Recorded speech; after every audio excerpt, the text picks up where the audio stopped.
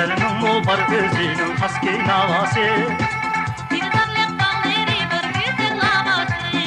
Mihnet süyer halkım için bakitler diler. Vakarında bezirdiğimin çıkkidir yası. Körüp giden kaç tane bu bahtiyar şehir mi? Bu kadimi şehir mi? Vay acizane şehir mi?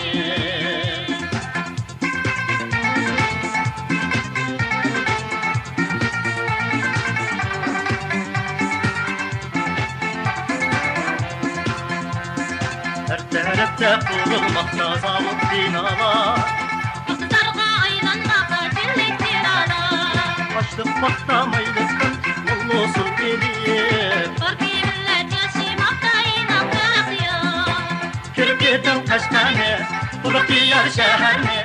Bu kadimi şehir mi? Vay acizane şehir mi?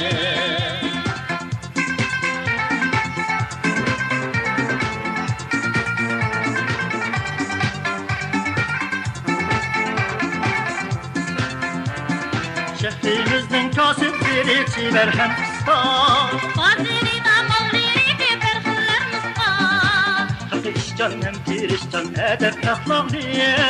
İşte yardım kalmaz sular mihman dostuna. Körüp giden kaç tane bu bahtiyar şehir mi? Bu kadimi şehir mi? Vay acizane şehir mi? Körüp giden kaç tane bu bahtiyar şehir mi? Bu kadimi şehir mi? Vay acizane şehir mi? Vay acizane şehir mi?